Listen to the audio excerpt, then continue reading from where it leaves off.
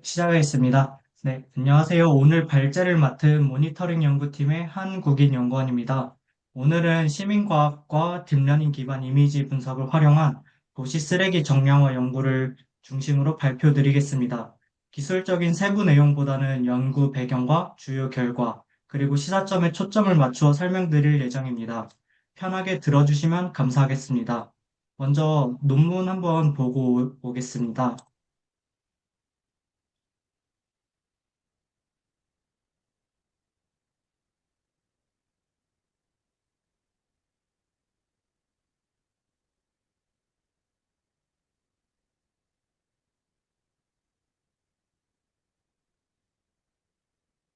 네, 이 논문은 웨이스트 매니지먼트에서 2024년에 게재된 논문으로 이제 참여 연구진은 다음과 같았습니다. 먼저 피규어랑 테이블을 먼저 보시면은 이제 피규어 1 같은 경우는 이제 피리카라는 앱에 이제 워크플로우가 자세히 설명이 되어 있고요.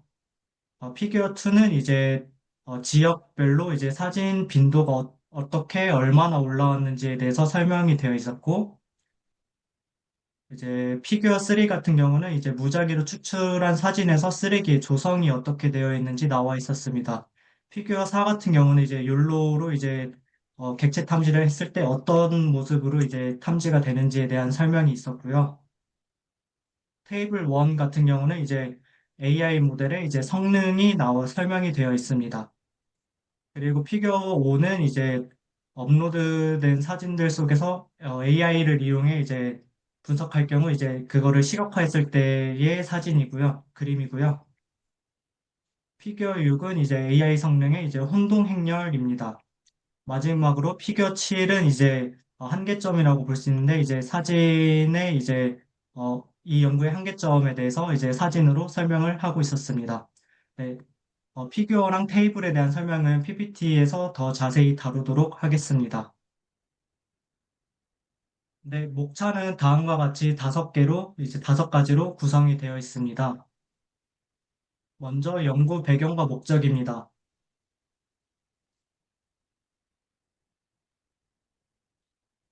먼저 연구 배경인데요. 우리는 흔히 해변의 쓰레기에 집중하지만 이 논문은 오염의 발원지인 도시에 주목하고 있습니다. 연구에 따르면 관리되지 않은 플라스틱의 쓰레기의 95%가 이제 육상에 남아 있어서 언제든지 강을 타고 바다로 유입될 수 있는 잠재적 위험이 있기 때문입니다. 하지만 복잡한 도심지에서 데이터를 얻는 것은 매우 어렵습니다. 인력 조사는 이제 비용과 시간이 인력이 너무 많이 들고 해변 조사에 유용한 드론 같은 경우 이제 도심지에서는 이제 빌딩과 숲 규제 때문에 띄우기가 어렵습니다. 즉 도시 쓰레기를 정량화할 새로운 방법이 필요한 시점이라고 할 수 있었습니다. 이에 대한 해결책으로 본 연구는 시민과학과 딥러닝을 결합한 다학제적 접근을 제안합니다. 시민이 사용하고 있는 피리카라는 앱을 통해 약 100만 장의 방대한 데이터를 수집하였고, 이를 사람이 아닌 AI 모델이 분석하게 하는 방식입니다.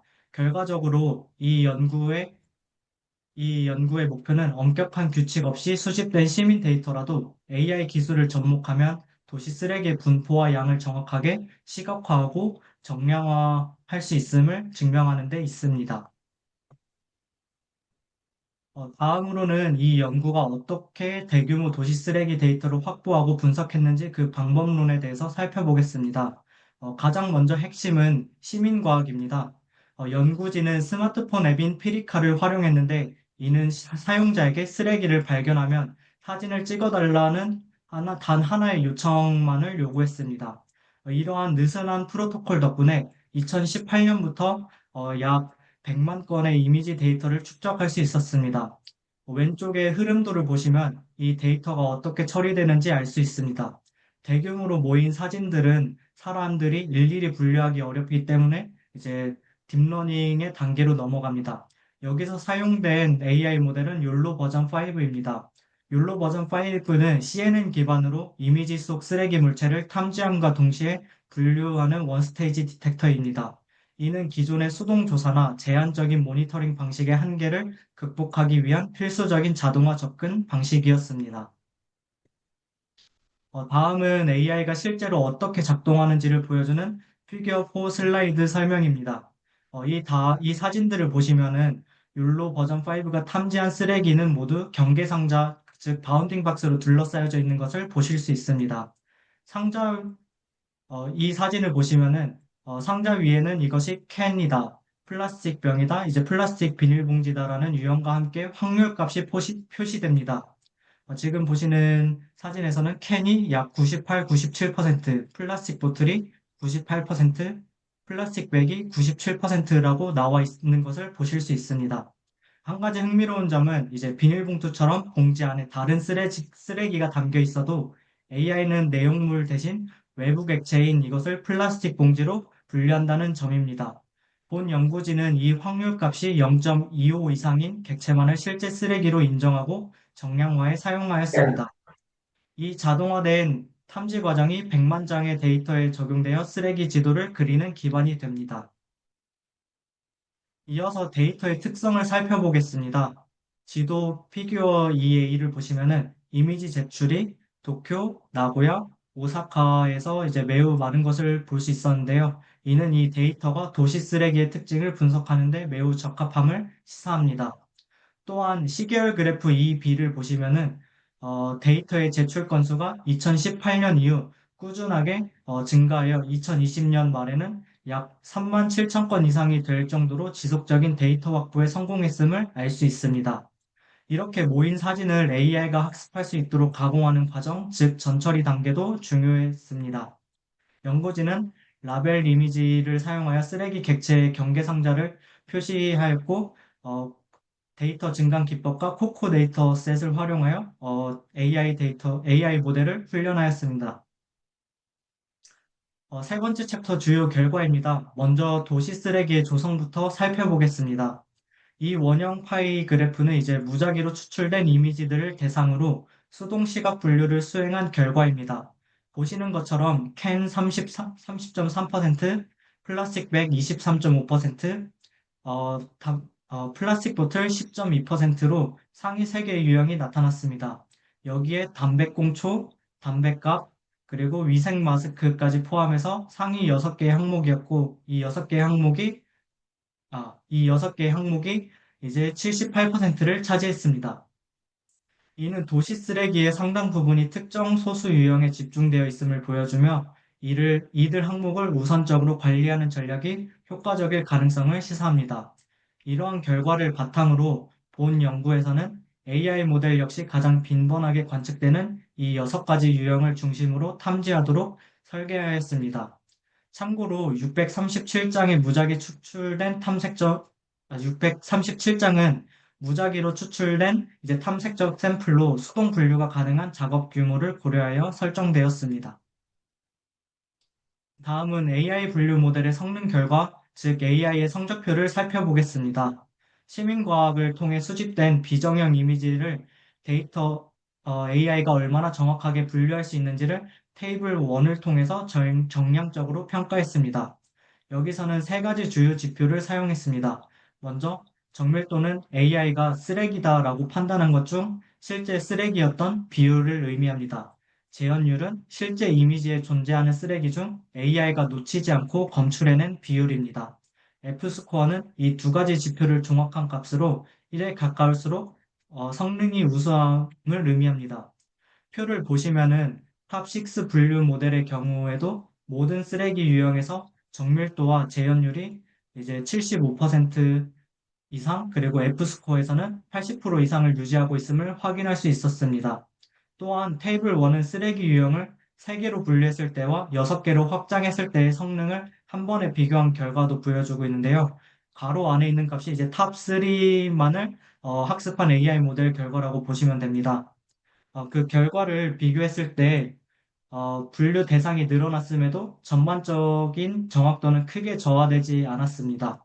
이러한 결과는 엄격한 촬영 조건이나 프로토콜 없이 수집된 시민과학 기반 비정형 데이터라 할지라도 딥러닝을 활용하면 신뢰 가능한 수준의 정량 분석이 가능함을 시사하고 있습니다. 다음은 연구의 가장 핵심 결과인 쓰레기 공간 분포 시각화입니다. 본 연구팀은 AI가 탐지한 6가지 쓰레기 유형의 개수를 위치 정보와 결합하여 이 지도 위에 표시했습니다. 이 지도에서는 원의 크기와 색상은 해당 위치에서 발견된 쓰레기 양을 나타냅니다. 보시면 아시겠지만 이미지 제출은 도쿄, 즉 간토 지역에 집중되어 있으며 이는 이 지역의 도시 쓰레기의 특성을 반영하고 있습니다. 이 슬라이드에서 보이는 캔, 비닐봉지, 플라스틱 병만 보더라도 도시의 오염 정도를 한눈에 파악할 수 있습니다. 이제 이 지도에서 가장 중요한 패턴, 즉 쓰레기 밀집된 핫스팟을 살펴보겠습니다. 모든 6개의 지도에서 예외 없이 뚜렷한 선형 패턴이 발견되는 영역이 있습니다. 붉은색 상자로 표시한 이 영역은 도쿄만으로 흘러들어가는 아라카와 강변에 해당합니다. 어, 이 결과는 매우 중요한데요. 이는 도시의 쓰레기가 무작위로 흩어져 있는 것이 아니라 강을 따라 이동하며 바다로 유입되기 직전에 강변에 축적되어 있다는 것을 의미합니다. 이처럼 AI 기반의 정량화 분석은 우리가 눈으로만 볼 수 없었던 오염의 흐름과 위험 구역을 과학적으로 증명해 줍니다. 이 정보는 강을 통한 해양 쓰레기 유출을 줄이기 위한 방지 대책의 가장 효과적인 목표 지점을 제시해 줄 것입니다. 다음으로는 이제 본 연구에서 사용한 딥러닝 시스템의 한계점과 개선 방안입니다. 앞서 보신 것처럼 모델은 전반적으로 80% 이상의 분류 정확도를 보였지만 모든 경우를 완벽하게 분류하지는 못했습니다. 가장 대표적인 한계는 유사한 형태 쓰레기 간의 오분류입니다. 왼쪽의 혼동 행렬을 보시면 AI가 어떤 유형의 쓰레기를 서로 헷갈렸는지 알 수 있습니다. 예를 들어 찌그러진 플라스틱 병이 캔으로 이렇게 캔으로 또는 반대로 오인되는 경우가 일부 관찰되었습니다. 이는 본 연구에서 사용한 욜로 버전 5와 같은 경계상자 기반 객체 탐지 모델의 구조적인 한계로 주로 형태와 크기 정보에 의존하기 때문에 모양이 유사한 객체 간 혼동이 발생할 수 있습니다. 또 하나의 어, 또 하나의 한계는 작은 객체에 대한 탐지 난이도입니다. 담배꽁초와 같이 크기가 매우 작은 쓰레기의 경우 이미지 해상도와 촬영 거리의 해상 영향으로 정확한 탐지가 상대적으로 어렵게 나타났습니다.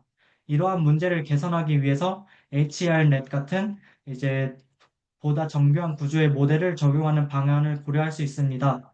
다만 이러한 모델은 분류 정확도는 향상될 수 있지만 연산량 증가로 인해 처리 속도가 느려지는 트레이드 오프가 존재합니다.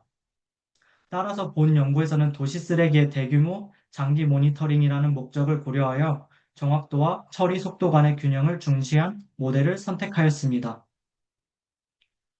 두 번째 한계점은 데이터의 품질에 있습니다. 시민과학은 참여가 자유롭다는 장점이 있지만 저품질 이미지가 다수 섞여 들어오기 때문에 발생합니다.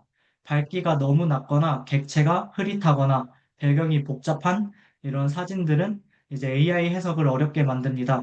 이를 개선하기 위해 연구진은 피리카 앱 자체에 사용자 가이드라인을 넣어 어떤 이미지를 어떻게 찍어야 하는지 교육하는 기능을 도입할 것을 제안했습니다. 마지막으로 시민 참여에만 의존하기 때문에 참여자가 없는 지역의 쓰레기 양이 언노운 상태가 되기 때문에 이제 데이터 불균형의 문제가 발생하게 됩니다. 향후 연구에서는 이러한 불충분한 데이터를 통계 모델로 보완하여 편향되지 않은 시공간적 변동성을 추정하는 연구가 필요하다고 하였습니다. 마지막으로 이제 토론 챕터로 넘어가겠습니다. 본격적인 토론에 앞서 피리카와 비교할 대상인 피리카 그리고 이타시티에 대해서 홈페이지를 보면 좀 더 확인을 하고 오면 좋을 것 같습니다.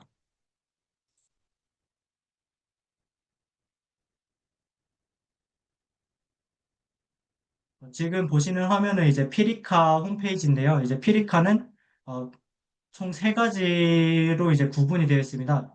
피리카, 저희가 여태까지 봤던 피리카가 있고, 타카노미는 이제 AI로 탐지한 그런 결과물을 볼 수 있고, 알바토로스는 이제 이제 미세 플라스틱 조사에 대해서 이제 결과를 볼 수 있는 곳입니다. 먼저 피리카를 보자면은, 이렇게 소셜 미디어가 이제 주 기능이고 이제 거버먼트나 이제 비즈니스적으로도 이렇게 활동 영역을 넓게 가지고 있는 것을 보실 수 있습니다. 그리고 타카노미도 한번 보시면은 이렇게 데이터 시각화 지도도 만들 수 있고요. 이렇게 자동차에 이렇게 핸드폰을 두고 이제 서베이를 하는 것도 보실 수 있습니다. 이렇게 두 가지 방법으로 이제 조사를 진행하고 있고,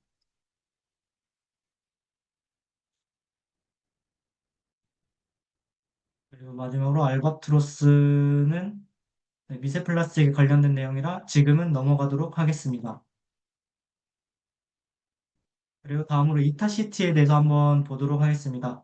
이타시티는 이제 UI가 이제 인스타그램을 매우 닮아 있는데요.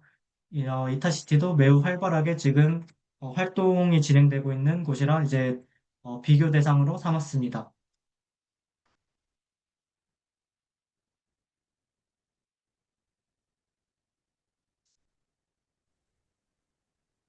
이타 서울이 아니고 이타 시티? 이타 서울이 이타시티를 운영하고 있습니다. 아,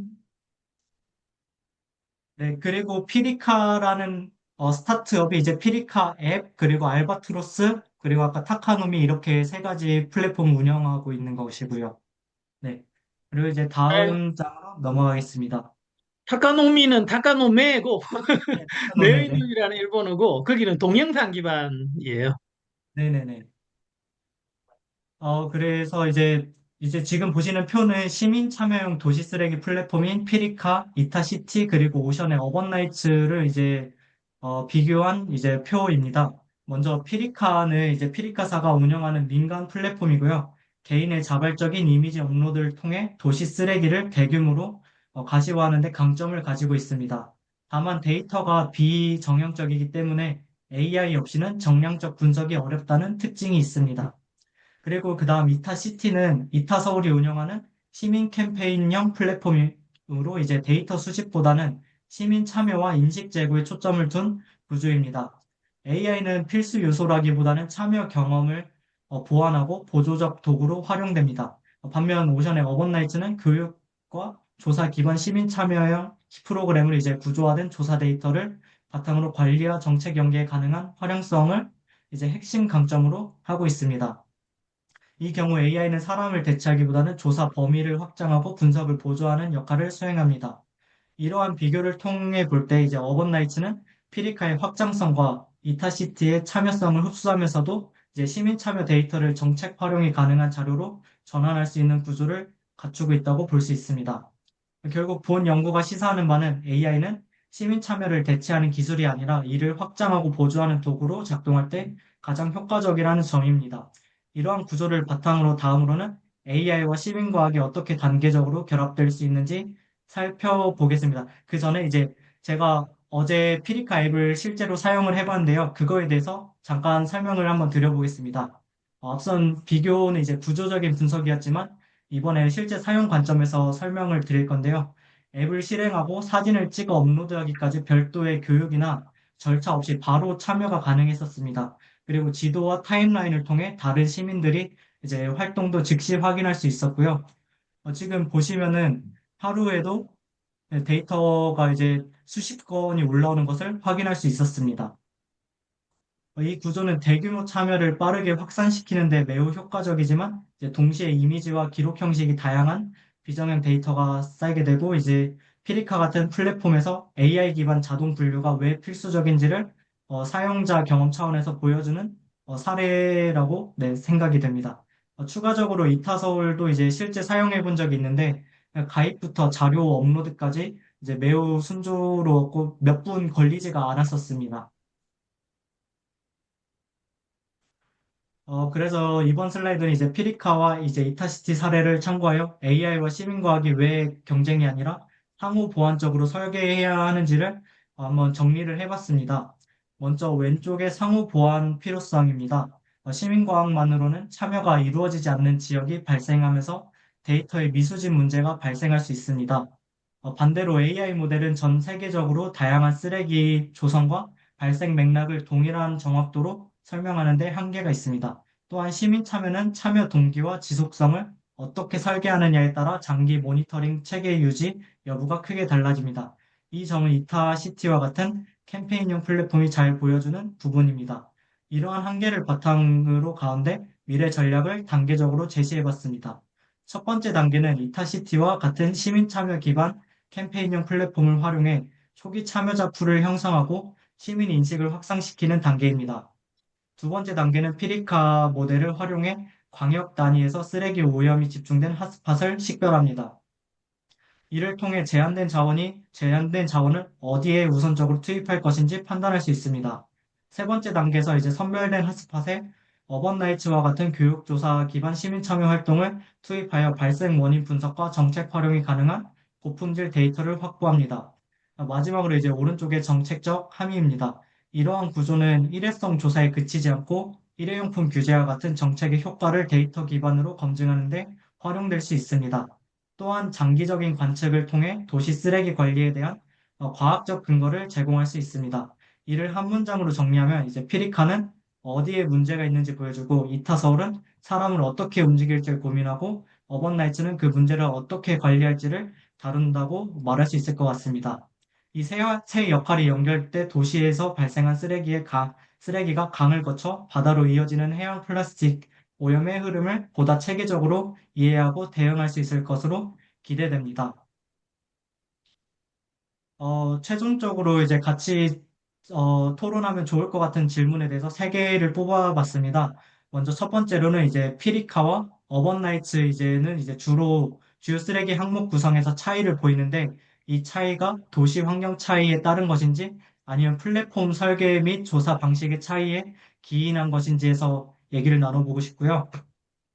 두 번째로는 피리카 기반 모델은 수천장 규모의 이미지 데이터와 데이터 증강을 통해 정밀도 재현율이 이제 75% 이상의 성능을 보였고, 한 이미지 내 복수 객체가 존재할 수 있음을 고려하더라도 어번나이츠는 이제 약 4만 4천 개의 객체 라벨링을 하였는데 대비 성능 격차가 크지 않은 이유에 대해서도 한번 이야기를 나눠보고 싶고요. 세 번째로는 이제 어번나이츠는 정밀성과 정책 활용의 강점이 있지만 진입 장벽이 높은 구조이고 피리카는 대규모 참여에는 유리하나 데이터 품질 편차가 큰 구조이지만 그렇다면 오션은 하나의 완성형 플랫폼을 지향해야 할지 아니면 역할이 분리된 상호 보완형 구조를 전략으로 설계해야 할지에 대해서 이야기를 나눠봤으면 좋겠습니다. 네, 제 발표는 여기까지고요. 혹시 궁금한 점이 있으시면 네, 물어봐 주시면 감사하겠습니다.